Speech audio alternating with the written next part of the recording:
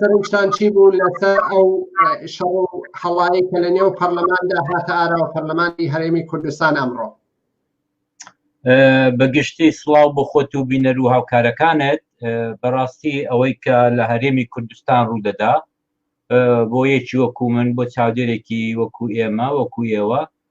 هەمووی چاوەڕوان کراوە. حقیقەت ئەوەیە کە ئێمە نەخاوەنی پارلەمانێکی شەرعی، نەخاوەنی حکوومەتێکی شەرعی، نەخاوەنی کۆمەڵێک خەڵکی شۆڕژگێر و خەباتجێڕین کە ئەو پۆستانەیان داگیر کردووە. بە درێژایی ئەم هەموو ساڵی بە تایبەت لە ئاخر دەورەدا ئێمە دەزانی کە هێزێک بە ناوی هێزی بارزانی دەستی بەسەر هەموو جونگەکانی هەرێمی کوردستان لە نەوتەوە بگرە هەتا کوونێ هەموو خاڵە سنووریەکان، هەتا پارلەمان، هەتا حکوومەت، هەتا مدیر عامەکان دەستی بەسەر هەمووی ئەوانەدا داگرتووە و هەر خۆیەتی و یەکە تاز دێ و دەیکاو و کۆمەڵێک بەڕاستی پێم ناخۆشە بە دڵ زەرگم ژان دەکا کە ئەو قسەی دەکەم، بەڵام کۆمەڵێک خەڵکی بێمستەوا، خەڵکی کاڵفام هاتوون و ئەو کورسیانەی کە ئەو ڕۆکانە دەبوو شۆنی خەڵکانی بە شەهامەت و خەڵکانی بە وەچ و خەڵکانی مستحق بن لە پارلەمان شوێنەکانی داوە بە کۆمەڵە خەڵکی وا و بە هەر جۆرێکی بێت بە تەزویر و بە پارە 35 کورسی لە کۆی 100 کورسی بۆ خۆی مسۆگەر کرد لە ئاخرین انتخاباتدا و ئەو جارەکانە 11 دانە کورسی بە نیوی کەمایەتیەکانی کەمەنەتەوەکانی هەرێمی کوردستان هێناوە کە هەر هەمویان ئەندامی خۆنی، کە هەر هەمویان کۆیلەی خۆینی، نەتەنیا ئەندام دەنا چۆن شتی ئاوە دەبێ بە دەنگی 200-300 دەنگ کەسێکی تورکەمەن یا کەسێکی مەسیحی بچێتە پارلەمان و شوێنی کورسێک بگرێت کە بە خێنی سەدان و هەزاران شۆڕژگێری ساڵەکانی 60 و 70 و 80 ئەو بەروبوومەیان دروست کردو کە ئەو ڕۆکانە پێی دەڵێن هەرێمی کوردستان، ئەوان بە ناحەق لە شوێنی ئەوانە دانیشتون و بە ناحەق خێنی ئەو هەموو شۆڕژگێر و خەباتجێڕانەی ساڵانی پێشوو داهەکانی پێشوو بەڕاستی بە پیرۆ دەدەن بە تەنیا بە 200-300 دەنگ، تەنیا بە شەرتی ئەوەی کە قسەیان لەگەڵ کردوون ئێوە لە کۆیلە بن، ئێوە جۆبەزەنگ بن، ئێوە جۆگری ئاغاکانتان بن و ئەوان چیان کود ئێوەش ئەوەی بکەن. حقیقەت ئەوەیە کە ئەو ڕۆکانە پارلەمانی کوردستان هەر وەکوی چەندین جارمان باس کردووە کە پارلەمانێکی کارتۆنیە، حەیوی بۆ چەند کەسێک کە من لە نزیکەوە دایان ناسم و لە نزیکەوە دەزانم نەدەبوو لەوێ دابیشن و نەدەبوو وەکو کێ و کەسانە وەکو کێنەوە لایەنن یاکەی من ناوی کەس نابم ئەو ڕۆکانە لێرە، بەڵام بخۆیان ئەو ڕۆکانە چەند کەسێک لە بزوتنەوەی گۆڕان لە نەوەی نوێ لە یەکگرتوو لە کۆمەڵ هەمومان دەزانین ناوەکانیان بۆ هەموو کۆمەڵانی خەڵکی کوردستان ئاشکران کە ویژدانیان قبولی نەکرد بچن بۆ ئەو دانیشتە کارتۆنیە نمایشە و ئەوجار لەسەر هەمووی لەوانە زیاتر لە سەر ڕای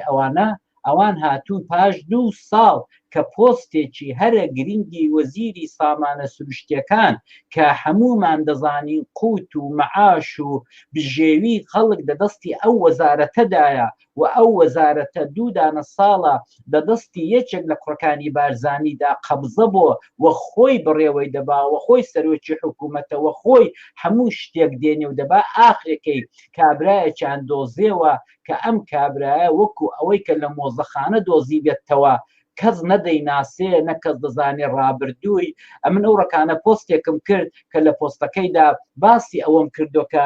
سیڤەکەی خۆیان لە تەلەڤیزیۆنەکانی خۆیان بەیانی ئەم سیڤەکەی ئەو بەیانی ئەم سیڤەکەی خوێندەوە سیڤێکی کاڵ، سیڤێکی زۆر بێمستەوە، زمانی فەڕەنسی دەزانێت. جا چه هەیە زمانی فەڕەنسی نەزانێت، ئینگلیسی نەزانێت. خەڵکی هەموو پەناهگەرەکانی کە چوونە ئەوروپا لەو چەند ساڵەیدا خەڵکی زۆر ئیعتیادی و سادە زمانێکی ئەوروپایی 2-3 زمانی ئەوروپایی دەزانن. چی هەیە ئەمڕۆکانە بە کەلەرسی و دکتۆرای لە شتێکی وەرنەگرتوێت، بەڵام مهم ئەوە بوو بێنە سیڤەیەکی پڕ لە شانازی، سیڤەیەک پڕ لە خەبات، سیڤەیەک پڕ لە تێکنۆقراتی، سیڤەیەک پڕ لە ئەوانە بێنن بۆ خەڵک بڵێن ئەو ڕۆکانە بە دڵنیام یەکی وەکو من نا خەڵکی سادە بە میلیۆن خەڵکی سادە 190 خەڵکی سادە 99 خەڵکی سادە و خەڵکی سەر تەنانەت خەڵکی ڕۆشنبیریش یەکەم جار بۆ ناوی ئەو کابرایان بیستەوە. ئەمن کە چاوم لێ کرد لە تەلەڤیزیۆنەکەی خۆیان بە شێوەیەکی زۆر زۆر زۆر زۆر دواکەوتوانە، زۆر جێگای کەسر و جێگای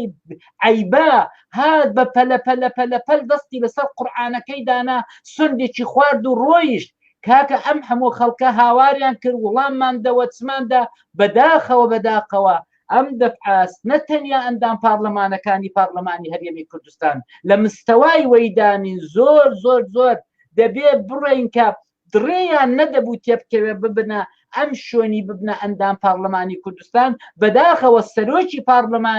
سەرۆکی پارلەمانیش لە مستەوایەکی زۆر زۆر نزمدایە کە ئیجازە دەدا لەژێر ڕیاسەتی ئەو خانمەی ئەم هەموو کارە ساتە لە پارلەمان بقەومێ. کاگالی ڕێواز پایەق سەرۆکی پەرلەمان باس لەسەرەوە کە ئەڵێ ئەگەر من بهێڵم ڕۆژانە دەیان شەڕ دەبێت لەوە گەورەتیش دەبێت لە نێو پەرلەماندا، یعنی ئەو پەرلەمانە چییەوە ئاوای لێ هاتووە شەڕ دەبێت لە ناویەکە و لە یەک دەدەن و دادەخرێ و پەرلەمانتار هەڕەشەی لێکرێ و شوێنی لێدەگیرێ. ئایا وەکو پەرلەمان دەچێ یا شتێکی دیکەیە؟ هەر ئەو قسەی کە ئەو خانمە کردوێتی بەڕێی من نەدەبوو بیکە. ئەگە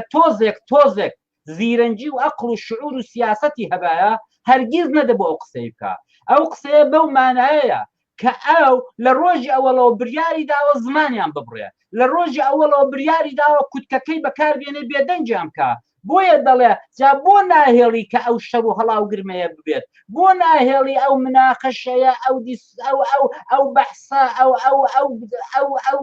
تێک هەڵپڕژانە لە ناو ئۆپۆزیسیۆن و لە ناو دەسەڵاتێک کە دەسەڵاتێکی مطلقە لە پارلەمان. یعنی ئەوان ئێستا وا بێ منەتن کە ئەندام پارلەمانێکی پارتی سەرۆکی فراکسیۆنەکەیان دێت لەو پەڕی بێ شعوری لەو پەڕی بێ مستەواییدا هەڕەشە دەکا. ئەوە تۆ هەر بەوەندەی ڕابزانەکە ئەو ڕۆکانە زیلوەی ڕوخساری وەزیرێ کە دوو دانە ساڵە خەڵک چاوەڕێە هات، ئەمن دڵنیام کە ئەو وەزیرە ڕووی وەزیرەکەی پێشووی کە پیان دەکوت ئاشتی نازام هەورامان چیە ئەوی سپی دەکاتەوە. دیار بوو لە ڕنگ و ڕوخساری لە هەموو شتێکی لە سیدیەکەی ڕا دیار بوو کە هیچی تێدا بەستەنیە، دیار بوو کە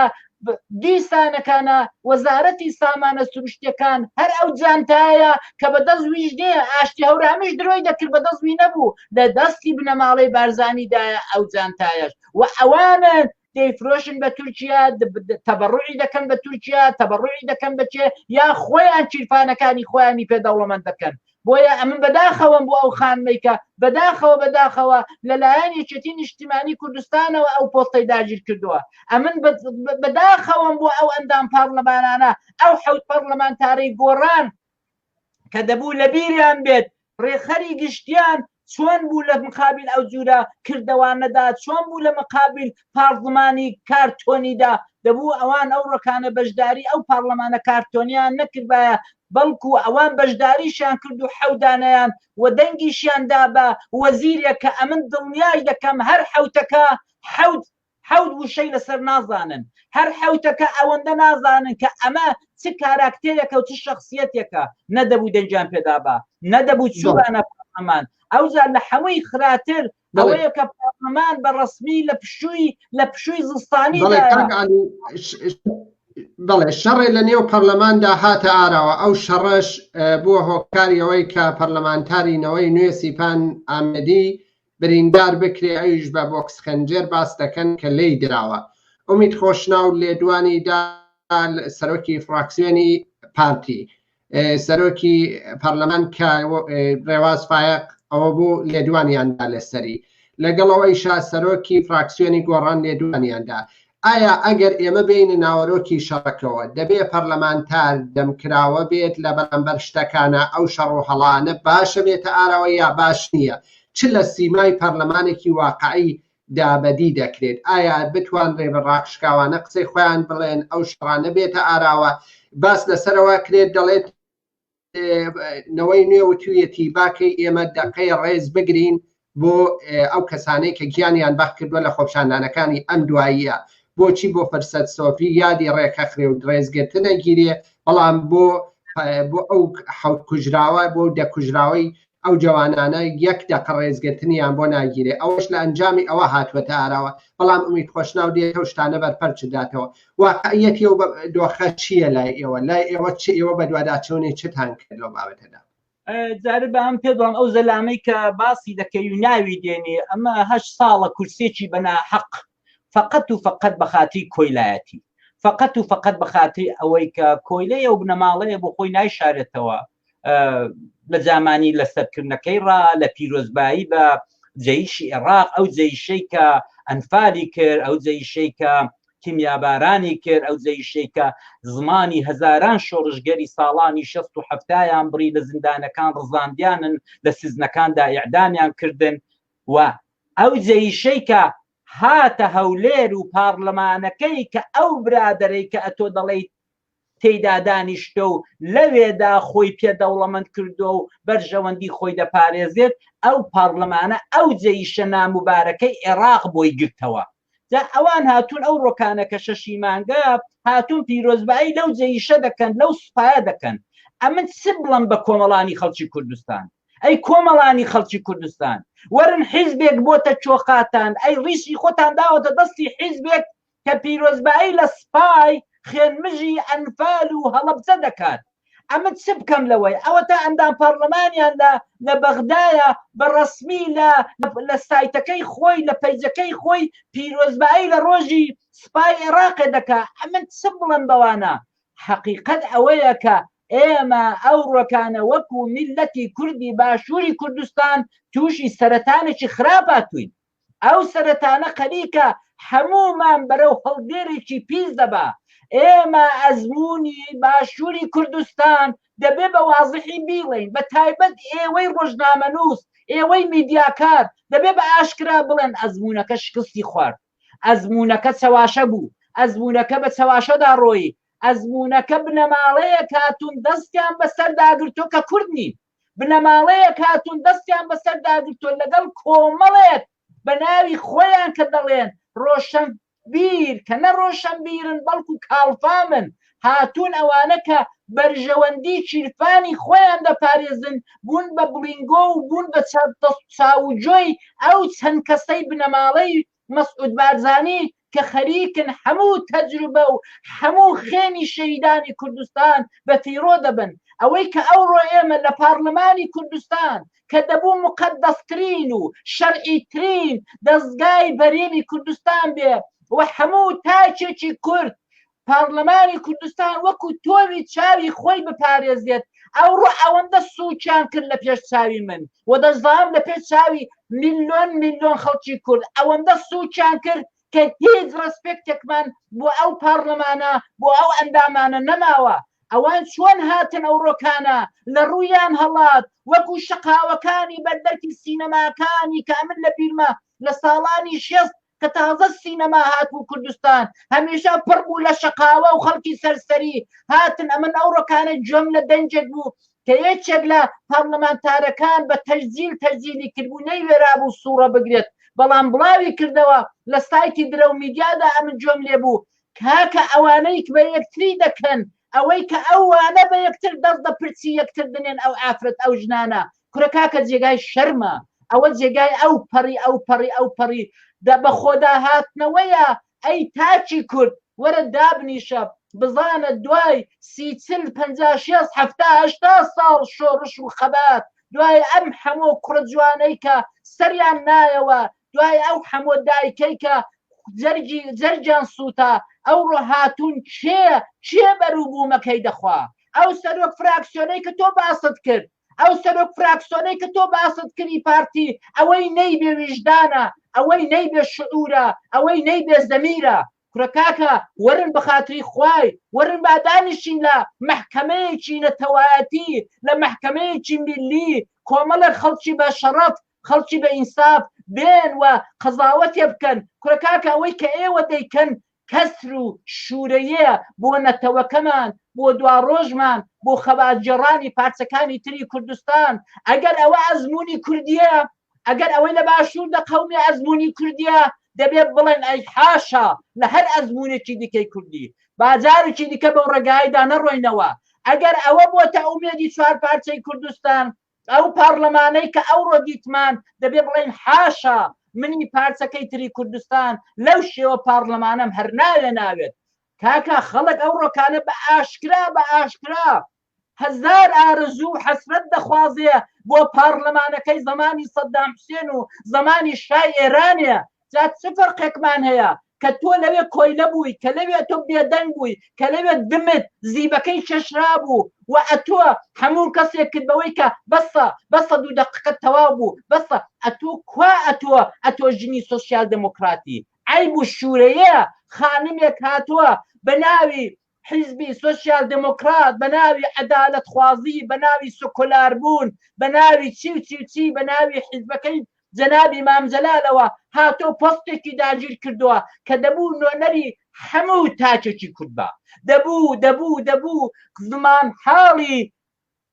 خەڵکی لە پیرەژن و پیرەپیاوە بگرە تا فەقیر و هەژار و عارەبانەچی و ڕۆشنبیر و دکتور و مەهەندیس باە ئەو خانمە لێی شێواوە ئەو خانمە لەبەرەوەی کە ئەوەندە تێر کراوە لە بیری چۆتەوە کە ئەتۆ چۆن پێش بە پارلەمان دەگری ئەگەر من نەبایان تا ئێستا 100 شەریدی کوڕێدا بوو بەڵێ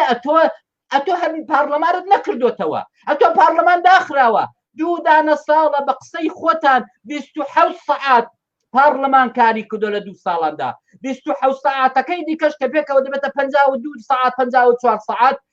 دووجار سەرۆکی حکوومەت و جێگیری سەرۆکی حکوومەت هاتوون لە پارلەمان محازەرەیان بۆ داون ئەی باشە بە 27 سەعاتان ئەتۆ چ پێشی شەڕت کردو خانم جان ئەتۆ پارلەمانت هەر نەهێشتۆ قسە بکەن هەر نەتهێشتۆ بکرێتەوە هەر بە داخراوی هێشتوتەوە بۆیە دەتەوێت 3 ساڵەکەی خۆت تەواوکەی جا ئەوجا پاڵ لێ بدەیەوە لە کچوو و کوڕ و مێرد و نەوەی خۆجا ئەوجا پاڵ دەیەوە لە هەموو ئیمتیازاتی وەکو سەرۆکی پارلەمان ئیستفادە بکەی و پسی فەقت بە خەڵکان بفرۆشی و خەڵک بەژنە شۆڕژگێرە و ڕاستەکان بفرۆشی نەخێر ئەو تەجروبەیەی باشووری کوردستان کە من مقارنەی دەکەم لەگەڵ تەجروبەی ڕۆژاوای کوردستان سرم سوڕ دەمێنێ کە چۆن دەبێت تاچی کورد سرم سوڕ دەمێنێ کە چۆن دەبێت تاچی باشووری کوردستان دوای ئەو هەموو خەبات و دوای ئەو هەموو ئەنفال و ئەوانە ئەو ڕۆکانە پارلەمانەکەیان کە دەبێت نۆنەری ڕاستەقینەی تاک بە تاچی خەڵکی کورد بێت چۆن ئەوە مستەواکەیەتی وەڵڵا هەرمم ئەو ڕۆکانە کە جۆم لەو دەنگەی بوو کە جلیوا بەیەکردەدا بەڵێ کاگالی ئێستا پەرلەمانتاران لە یەکەم ڕۆ کۆبوونەوە وەزیری سامانە سروشتیەکانیان دەستنیشان کرد دوای ئەو خۆپشاندان ناڕزایەتیانەی لە باشووری کوردستان هاتە ئاراوە نزیک بە 10 کەس ژیانیان لە دەستا سەڵان کەس بریندار بوون ژمارە کەس دەست بەسەر کران چەندین ناوەند سووتێنرا بە بڕوای تۆ بەم هەوڵانە دەکرێت گۆڕانکاریەکدانرێت ئەی ئەگەر ناکرێت و تۆ ئەوانە پێ قوبوڵ نییە دەبێت چ بکرێت باشە یان بۆ نمونە فراکسیۆن گۆڕانە هاودەنگە لەگەڵەوە بارودۆخە فراکسیۆن یەکێتی هاودەنگە پارتی بۆ خۆی لە سەرکێشی و هەموو شتێکی گرتووەتە دەست لانی سەربەخۆنەوەی نوێ شتێکی ئەوەندە قورساییەکی ئەوەندەی نییە لە پەرلەمانە لەگەڵەوەی زۆربیان دەنگیاندا وەزیرێکیان هەڵبژات بە ڕوای ئێوە دەبێت چه بکرێ ئێستا بە زمانی زبر بێ بە زمانی نەرم بێ بە هەموو شێوازی ڕەخنە لە دەسەڵات دەگیرێ هەموو کەسێ ئەڵێت بەڵێ فلانە کەس ئێمە گەندەڵی مانتیایە بەڵێ ئێمە ئەوە مانتیایە هەر مەسوولێک لەگەڵ یاقساکێ هەمان بیر و بۆچوونی هەیە بەڵام ئەی کێ ئەو دزیانە دەکا کێ ئەو باشووری کوردستانی خستووەتە ئەو ڕۆژەی کە بارودۆخ بەو شێوەیە خەڵک نییە بیخوات خەڵک کارەبای نییە خەڵک ئەمنیەتی نییە هیچ شتێک لە باشووری کوردستان لە جێگەی خۆیدا نەماوە بە بڕوای ئێوە دەبێت چه بکرێ باشوور نابێت لەگەڵ ڕۆژاوای کوردستانە بەراورد بکرێ لەبەرەوەی ڕۆژاوا هەلومەرجی جیاوازە باشووریش هەلومەرجی جیاوازە باشوور لەگەڵ باشوورە دەبێت بەراورد بکرێت دەبێت چه بکرێت دەبێت هەوڵدانەکان بە چ شێوەیە بێ بەرەی ئۆپۆزیسیۆنێکی ئەو تۆش لە باشووری کوردستانە بوونی نییە ئەوەی دەبوو بکرێ نەکرا بەداخەوە کاکە سامانجان ئەوەیە کە ئێمە دەبێت لەگەڵ هاوڵاتی خۆمان لەگەڵ خۆمان لەگەڵ ویژدانی خۆمان شەفاف و سەرڕاست بین ئێمە ئەوە 30 ساڵە دەسەڵاتی کوردی لە باشووری کوردستان تەجروبە دەکەین و بە تاقی دەکەیتەوە ڕۆژ بە ڕۆژ دەڵێن خۆزگە بەپار ڕۆژ بە ڕۆژ دەڵێن پارلەمانی یەکەم دەورە خەڵکی بەوەچی تێدا بوو خەڵکی بە غیرەتی تێدا بوو خەڵکی نا وەجبە بە وەجبە ئێستا کوونێ ئەمن بۆ خۆم حەسرەت دەخۆم بۆ ئەو کاتی کە پارلەمان لە یەکەم دەورەی ئۆپۆزیسیۆن لە ساڵی 2009 دروست بوو کۆمەڵێک خەڵکی بەوەچ و خەڵکی قابیل هەچوو بوونەوێ کۆمەڵێک ئەو ڕۆکانە من لەگەڵ احترام و لەگەڵ حرمەتم بۆ ئەو چەند پارلەمانتارەی یەکێتی ئەو 5 پارلەمانتارەی گۆڕان و پارلەمانتارەکانی یەکگرتوو کۆمەڵ و نەوەی نوێ کە دەنگیان نەدا و ئەو دەنگەی ناڕزایەتیان گەیاندە کۆمەڵانی خەڵک لەگەڵ حرمەتم بۆ ئەوانە بەڵام دیسانەکانە دەڵێم ئێمە هەموو ڕێگایەکمان تەجروبە کرد ڕێگای ئۆپۆزیسیۆنمان شکستی هێنا پارلەمانیان 2 دانە ساڵ داخست سەرۆکی پارلەمان هەر ئەوە بوو کە دەدیوی دێگەڵایان کردەوە و نان هێشتا ئێستاش بەلای هەولێرەدا بڕاتەوە وەزیرەکان هەمووی دەرکران ئەمە ڕێگای گفتوگۆ و ڕێگای حیوارمان لەمێژە بە تاقی کردوێتەوە ئەوەی دیکە کە ئەوە 2 دانە ساڵە گۆڕان بەوەی ڕایگرتوون و بەوەی ئەوەمان دەکاکە بەڵێ ئیسلاح و ئێمە ئەخدێکمان هەیە و ئێمە ئەگریمنتێکمان هەیە لەگەڵ پارتی دموکرات وە ئەو 6 مانگمان مۆڵەت بدەن دوایە ساڵێکمان مۆڵەت بدەن دوایە ساڵ بوو بە 2 ساڵ و هیچێک لەو قەول و وەعیدانەی کە بە گۆڕان درابوو جێبەجێ نەبوو گۆڕان دەبێ ئەو ڕۆکانە دانیشێت دەبێ بێت بڵە بەسە ئیتر بەسە ئاوە دەکەی ئەتۆ ناوت دەچێت دەمێژۆوە وەکو هەموو گەندەڵەکانی تری کوردستان بەڕێی من ئەمە حیفە ئەو ڕۆکانە گۆڕانە و ئیرانی تێدا ماوە کاک عەلی باوەڕ ناکەم ئەمن ئەو ڕۆکانە بەڵام لەگەڵ هەموو هاوڕێکان لەگەڵ هەموو دۆستان کە لە گۆڕاندا ماون و تۆزێک ئەو وزەیان تێدا ماوە کە ویژدانیان تێدا ماوە کە ئەو قسانەی من حاڵی دەبن تێدەگەن پێیان دەڵێم کاکە چی دیکە لەوە زیاتر قبول مەکەن بوونی ئێوە لەگەڵ بنەماڵەی بارزانی فقط و فقط پڕیشگوێ کەوتنی پیسایە بۆتان و پێز دەبن و پیسیش بوون بۆیە کاکە سامانجان ئەوەی کە ئەوڕۆ لە باشوور ئێمە دەبێت چ بکەین ئێمە هەموو ڕێگاکانمان ئازمون کردووە هەموو ڕێگاکانمان بەتاقی کردوێتەوە دەسەڵاتی بنەماڵەی بارزانی و بە عام دەسەڵاتی هەرێمی کوردستان جێگای مشت و مڕ و گفتوگۆ نییە جێگای ئیسلاح نییە ئەوانە نە ئیسلاح دەکەن نە ڕێفۆرم دەکەن و نە تاکسازی دەکەن ئەگەر ئێمە گوێ لە قسەکانی ڕێواز فایق سەرۆکی پەرلەمان بگرین لە کۆبوونەوە ڕۆژنامانەکە بۆی بینان بزان بارودۆخەکە چ بووە ئێستا هاوکارانم ئەو دەنگ و دیمەنە بڵاو دەکەنەوە کە لە بەردەم پەرلەمانە دوای ئەو شەڕۆهەڵایی لە نێو پەرلەمانی هەرێما ئەمڕۆ هاتە ئاراوە ئێمە شەم بەرنامەمان بۆ تایبەت کردووە ئەگەر هاوکارانم لە بەشی ڕێژە و بتوانەوە دیمەنە بڵاوکەنەوە پێکەوە گوێبیست و بینەری قسەکانی ڕێواز فایق سەرۆکی پەرلەمان بین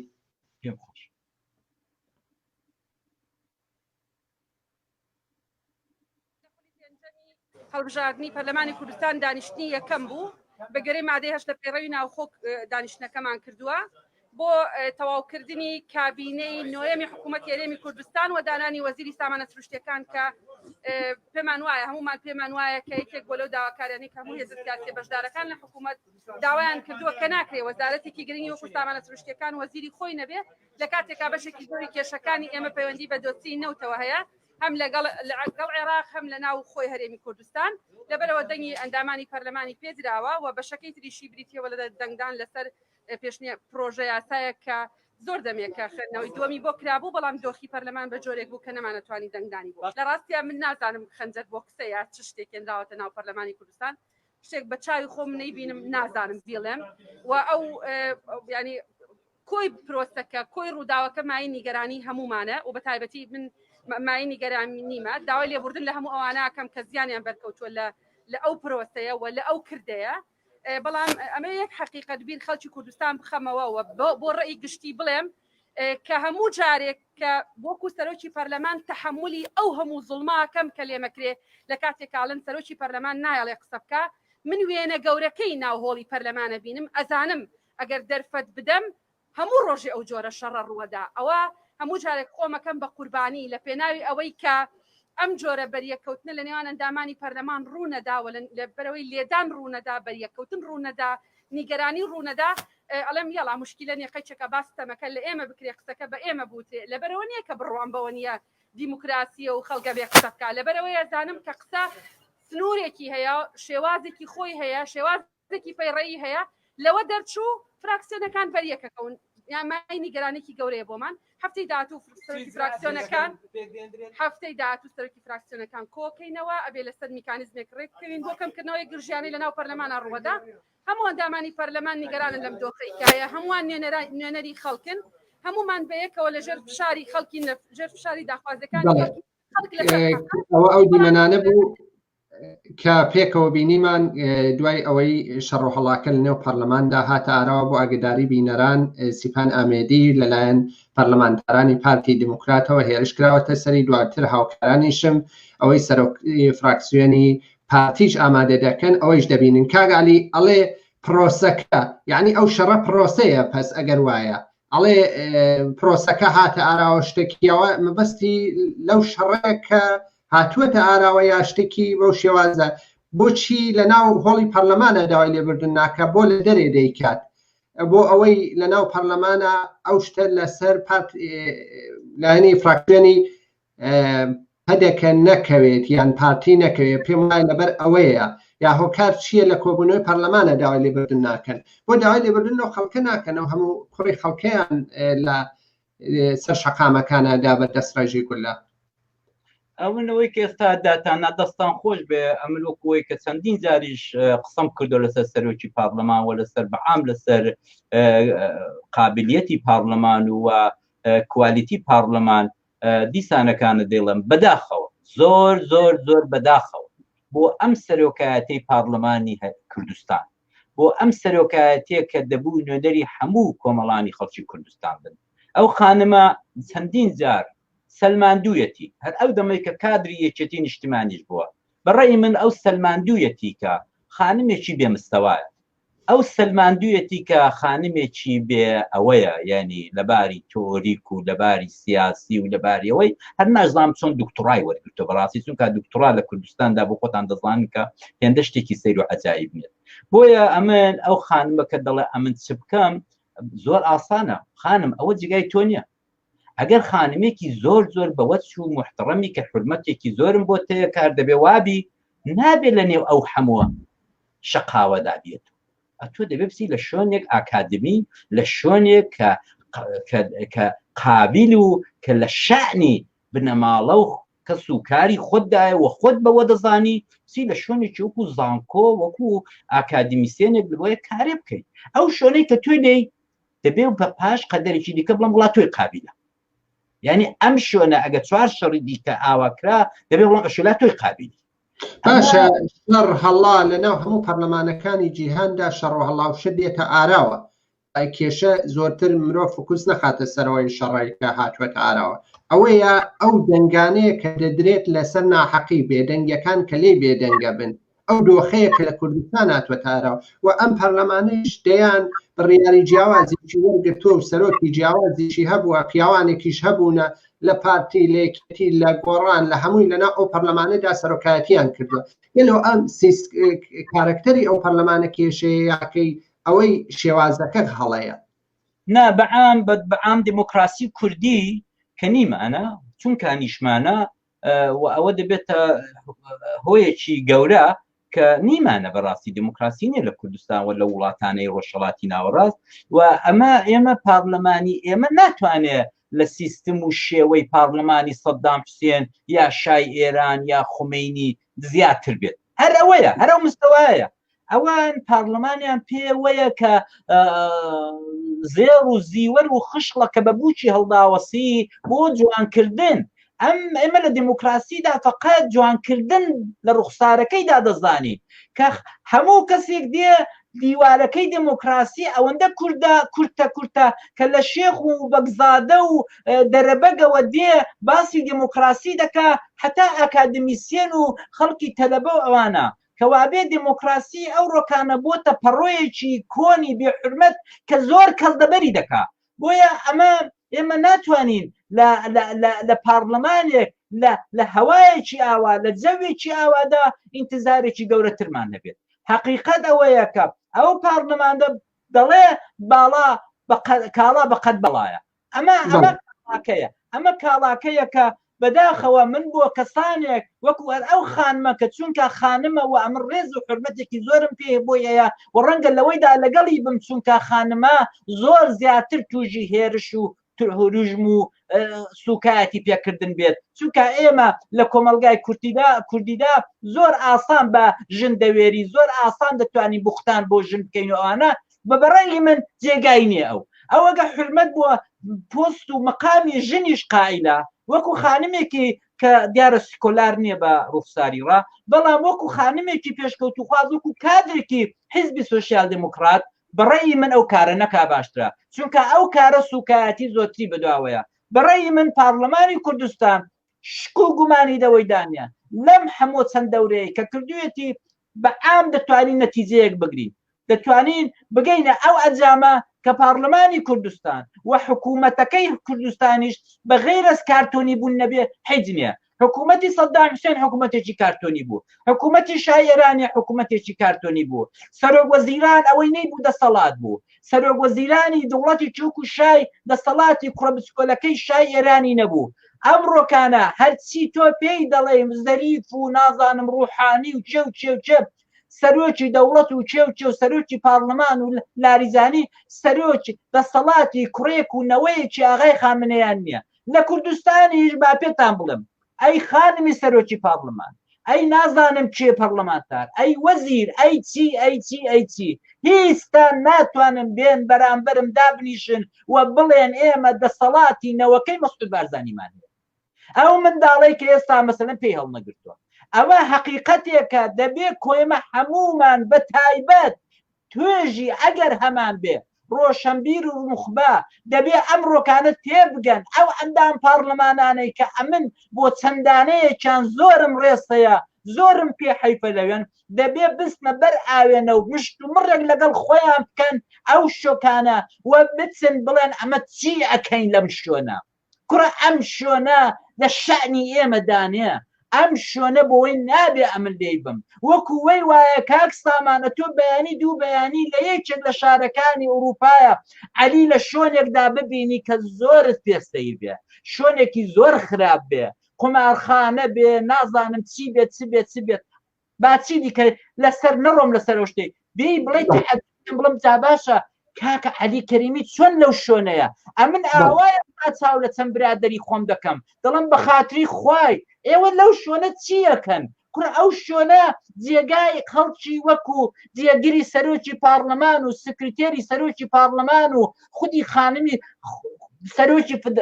فراکسیۆنی پارت کاکە شوێنی وانەیە شوێنی موزیع و ئەو جورەشتانەیە کوڕە کاکە شوێنەوە نییە بەڵێ کاگالی ئەگەر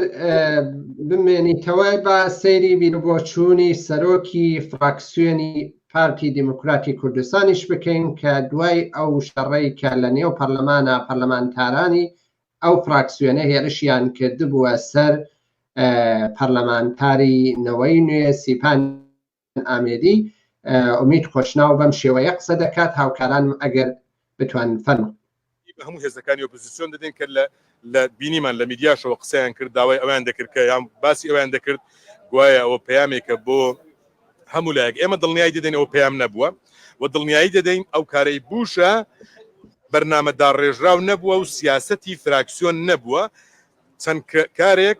پەرچەکردداری لێ دروست بووە و لە هەفتەی ئایندەش سەرۆکایەتی پەرلەمان لەگەڵ فراکسیۆنەکان کۆ دەبنەوە باز لە تەواوی ڕووداوەکە دەکرێت هەڵسەنگاندنی بۆ دەکرێت هیوادارین ئەوانەی لەناو هۆڵی پەرلەمان بوونە بە ئینسافەوە ڕووداوەکە ببینین چۆن ڕوویدا کە بەلای ئێمە ڕووداوێکی نەخوازراو بوو و پێمان خۆش نەبوو بەرنامەدار ڕێژراو نەبوو پەرچەکردداری چەند کردارێک بوو کە هەوڵی دەدا پەرلەمان تعتیل بکات دیسان تاکید دەکەمەوە دەبێ خوشک و برا بە ڕێزەکانمان لە هێزەکانی ئۆپۆزیسیۆن تێبگەن بە کامینەیەک ناتواندرێت پەرلەمان تعتیل بکرێتن و بە تەپڵ لێدان و بە ڕاگررتنی جەرسات و بە خستنە ڕووی بابەتی ناپەیڕەویانە بۆ کارەکانی پەیڕەوی ناکرێتن پەرلەمان تعتیل بکرێت بەداخیشەوە ئێمە وێڕای سوپاسمان بۆ تەحملی سەرۆکایەتی پەرلەمان کە تەحملێکی زۆری کرد بەڵام ڕخنەیەکیشمان هەیە زیاتر لە سەعاتێک بەس پێشێلکاری پەیڕەوی کرا ئەوان ڕێگەیاندا ئەوان لە سەرۆکایەتی پەرلەمان بە هۆکاری ئەوەی بیان و نەدرێتن کە بڵێن ڕێگە نادرێت قسە بکرێتن پشوو درێژێکی لە ڕادە بەدەریان دەرحەق بە پەرلەمانتاران نیشاندا و لە نەتیجەدا ئەو پشوو درێژێ بۆ هۆکاری پێشێلکاری پێڕەوی لە کۆتاییەکەی دەمێ ئەو بڵێم ئەوەی ڕوویداوە بەرنامەدا ڕێژراو نەبووە و سیاسەتی فراکسیۆنی پارتی نەبووە بەرچەکردداری چەند کردارێک بووە کە خەڵکێکی دیکە خواستی ئەوە بوو ئێمە خواستی ئەوە نەبووینەوە زۆر بەڵێ ئەوەش قسەکانی ئومید خۆشناو بوو دەڵێت بەرنامە بۆ داڕێژراو نەبووە بەڵام قسەیەکی لایەنێکی دیکەشی دەڵێت کەمینە ناتوانێت پەرلەمان تاعتیلکە یعنی ئەوەی کە یەک کورسی هەبێ مافی قسەکردنی نییە لەوێ ئەوەی کە زۆری نەبێ هەموو شتێکی بەدەستە بەڵام لە جارانی ڕابردووە بینیمان لە دێگەڵا ڕێ بە پەرلەمانتاران گیرا کاتی خۆی سەرۆکی پەرلەمان لە فراکسیۆنی گۆڕان بوو ئەوە بوو ماوەیە کە ڕێگەی هەولێری لێداخرا بە شێوازێ لە شێوازەکان هەموو شتەکانمان بینی بەڵام ڕەخنەیشی لە سەرۆکی پەرلەمانە سەرۆکی پەرلەمان هێشتا نەگەڕاوەتەوە داوای لێبوردنی کردووە ئێوە بە کۆی گشتی قسەکانی ئەو هەڵسەنگاندنتان چیە لەسەری کاکە سامان تەنیا دوو شەیە درۆ دەکا ئەوە یەک دوو بەکرێگیراوە شتێکیش کە ئارەزووی شخصی خۆمە ئارەزوومە چی خراپە لە دنیاە بەسرم بێت چی ئیشێکی خراپ و سووکە هەم بێت بەڵام بە ئومێت خۆشناو نەبم تەواو بەڵێ کاک عەلی لە کۆتاییدا ئێمە دیارەوەشانی مادمیدیامان تایبەت کرد بە ئەم ڕووداوانی باشووری کوردستان کە ڕوویاندا بوو بە تایبەت دەستنیشانکردنی وەزیری سامانە سەرشتیەکان کەمال ئەتروشی کە ناوێکی نەناسراوە لە باشووری کوردستاندا ئەوە هەروەها ئەو کۆبوونەوەی کە ئەمڕۆ لە پەرلەمان بەڕێوەچوو هەوڵ دەدەین لە ساتەکانی داهاتوودا لە ڕۆژان داهاتوودا هەر بارودۆخی لە هەر کوێکی کوردستان ئێران لە هەر شوێنێکدا بقەومێ وەکو مادمیدیا ڕاوەستە لە سەر دوایین بارودۆخەکان بکەین کاک عەلی ئەگەر دوایین شتێکت هەیە لە کۆتاییدا دەتوانی لە دووخولەکدا باسی لەسەرکەیت و کۆتایی بەم وەشانە زیندوەرێنی زۆر سپاس بۆ ئەو بەرنامە هەنووکەی کە کردت جێگای خۆی بوو چونکە بەڕاستی ئەو ڕۆکانە من زۆرم داخوارد زۆرم حەسرەت خوارد زۆر دڵم سوتا بە شەهیدانی سەدەی ڕابردوو بە شەهیدانی ساڵانی 60 و 70 شۆڕش لە باشووری کوردستان زۆرم حەسرەت خوارد بۆ ئەو هەموو فیداکارەی باشووری کوردستان بۆ میلەتی باشووری کوردستان کە بەڕاستی میلەتێکی بەتاقەتن کە بەڕاستی میلەتێکن کە خەباتجێڕن شۆڕژگێرن چەندین شۆڕشیان بەڕێ کردووە وەدنانی پێشمەرگەیان داوە ئەو ڕۆ مستەحەقی ئەو وەزع نەبوون کە ئەوانەی کە دایان بینن لا سەرۆکایەتی پارلەمان دانیشتون یا وەکو سەرۆکی فراکسیۆنەکان ئەوانە نوێنەریان بن دەبوو ئەوانە ئەم میلەتی باشوور خەڵکانی حتا خوا حەزکا شەریف مەلایکەتا خەڵکی باش نوێنەرایەتیان بکات نەک ئەوانە کە بەڕاستی خەریکن هەموو چارەنووسی خەڵکی کورد لە باشووری کوردستان بەرەو هەڵبێر دەبن هەموو خەڵکیان دەگەندەڵێەوە گلاندەوە خەڵکیان فێری پارەخۆری و فێری دزی کردووە کە دەبوو ئێستا ئەو ڕۆکانە ئەولەویەتی کار ئەولەویەتی پارە خەرجکردن سەرفکردن لە هەرێمی کوردستان کارەبا بایە تەندروستی بایە کوڕە سوزانم خوێندن بایە پەروەردە بایە بەداخەوە ئەولەویەتی ئەوان ئەو شتانە کە ئەولەویەتیان نەبوو هەموویان فڕداوەتە ناو کەلاوەکان ئەوەی کە ئەو ڕۆکانە ئەولەویەتی هەیە بۆ دەسەڵاتدارانی هەرێمی کوردستان خۆمم وەکو سەرۆک خۆمم وەکو کوڕە سەرۆک خۆمم وەکو کچە سەرۆک خۆمم وەکو بنەماڵەیە و ئەویدی کە بەلامەوە هیچ نییە و بۆ ئەمەی کە ئەو ئەجەندایە و بۆ ئەو استراتیژیشکە هەر خۆم و سەرۆک خێر و سەرۆک عەشیرەم کۆمەڵێک کۆیلا بەناو ئاکادمی بەناو ڕۆشنبیرمان کەوتۆتە دەست کە بە کەیفە خۆمان لێیان دەخڕین و باریان دەکەین. بەڵێ سپاس دەکەین عەلی کەریمی سیاسەتمەدار و چاودێری سیاسی کە لەم بەرنامەی مادمیدیا لەگەڵمان بووی سپاس بۆ هاوکارانم هەروەها سپاس بۆ بینەران کە بە ڕێگای تۆڕە کۆمەڵایەتیەکانەوە بینەری بەرنامەی مادمیدیا بوون تا بەرنامەیەکی دیکە شەو شۆگاتان باش.